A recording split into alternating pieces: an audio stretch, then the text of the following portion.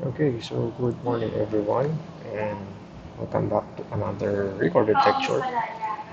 For today, we're going to talk about tourism and hospitality as a trade. So here are the forms of business organization. We have sole proprietorship, we have partnership, and we have corporation. So what is a sole proprietorship?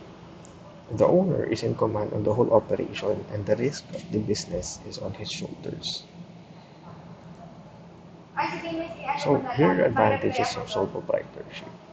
So it is easy to start, meaning that the requirements to register the business is only limited to what the barangay or the DTI would ask you to fill up. Next is easy to wind up. Of course, it is easy to build your business from the ground up because you have a say in your business. Quick decision and prompt action.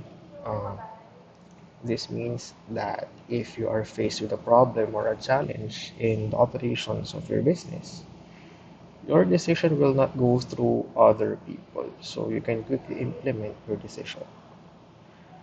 Flexibility in operations means you will hear people say that hawak mo ang oras mo. This is what it means, flexibility in operations. And direct maintenance of the business, meaning you can easily renovate or revamp the business model and also the appearance of the whole business itself. Of course, we also have disadvantages for sole proprietorship. Number one, we have limited capital. Limited capital because your assets would only be limited to what you own and what you have.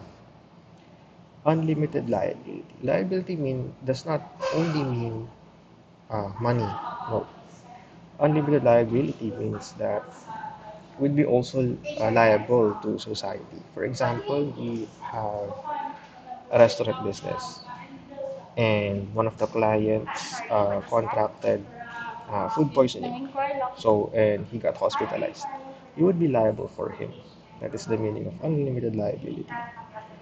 Lack of continuity, meaning that if you die, the business dies with you. Because in sole proprietorship, there would be no succession planning. Limited size, of course. The size of your business would be directly related to how big is your capital and how will you be able to manage or oversee the entire operation. That is that. Limited size means it is your capacity to operate the business. Next is lack of managerial expertise. So in order for us to understand this fifth disadvantage, an example of this is we have a really good recipe of a burger, right? So you tell yourself that we can build a business around this whole concept, around this whole idea of your burger. The mere fact that you know how to make the burger is, you know, the production side of your business. And that is your forte, basically. Next is, of course, if you know the production side, do you know the human resources side of the business? Do you know the accounting side of the business, the supply chain side of the business? So that's what it means. You own, you lack experience in the other areas of your business, basically. So these are the disadvantages of sole proprietorship. Next is partnership. A contract of partnership binds two or more persons to contribute money, property, or industry. Its intention is dividing profits amongst themselves. So where do we register partnership? Partnership must be registered in Securities and Exchange Commission. And it must operate under a firm name in order to have a juridical personality. So partnership is common in industries like law, right? So mga attorneys, maririnig nyo that last name law firm. Yun siya. So what it means, no? Juridical personality is actually uh, In sole proprietorship, you have your own personality kasi mag-isa mo lang siya. Juridical personality binds both of you and creates a new personality. Take note, juridical personality is different from juridical entity. So we will explain more later. Forms of partnership. Now, general partnership comprise of partners that both or all have liability in the business. So the risks that come with the business falls on all partners. That is general partnership. Limited partnership. This partnership will have one general partner that controls the business. The limited partners limit their liability up to only their investment. No, so what this means when limited partnership is that when you ask your friends to invest in your business and ang sasabihin ng friend mo, sige mag-invest ako pero ikaw na bahala sa mag-maintain, operate. That is what limited partnership means. That is and also one of the perfect examples of limited partnership. So they would be investing in your idea. Yun. Limited liability partnership on the other hand, lahat kayo limited partners lang. There would be no general partner.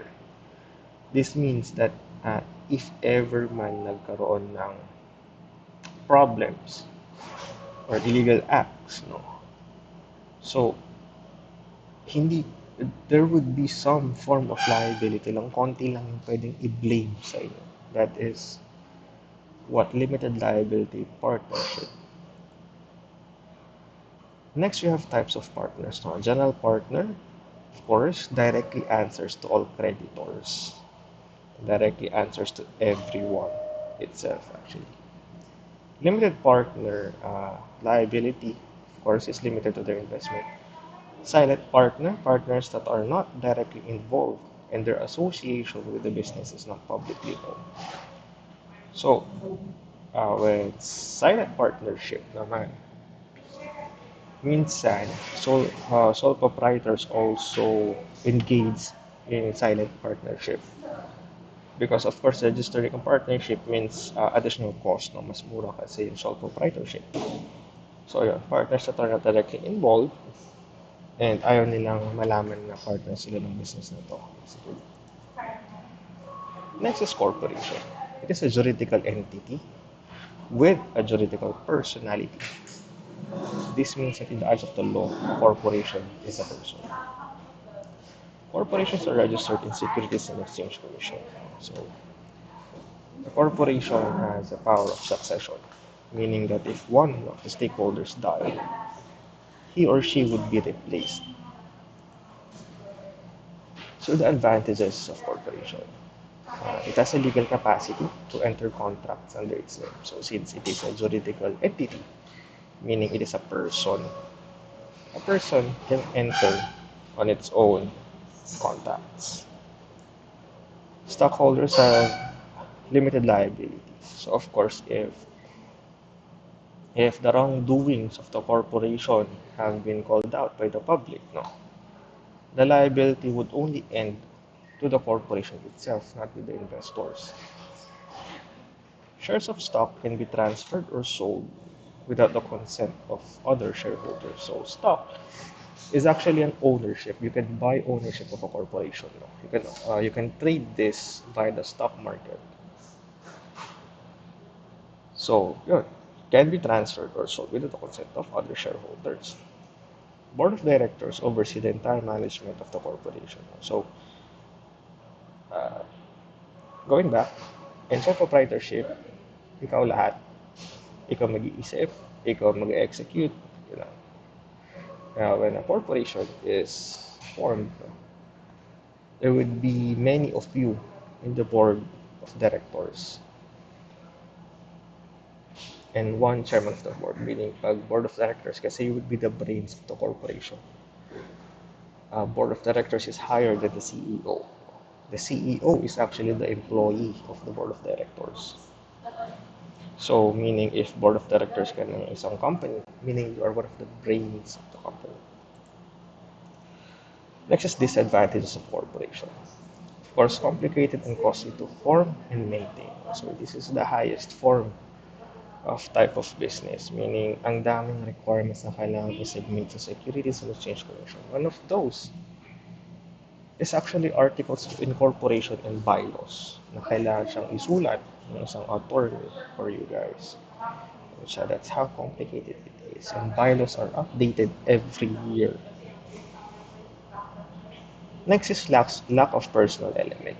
So of course, hindi lang ikaw yung owner ng corporation. So having a personal element in the corporation means that your decision or your action would go through multiple persons, would go to the board, would go to the investors before it would be implemented. Next is abuse of corporate management. Now, sometimes upper management is disconnected with the grassroots. So grassroots meaning yung mga lower levels of the corporation. What it means of abuse of corporate management? Sa sobrang taas ng positions nila, minsan they tend to forget what the employees feel on the ground.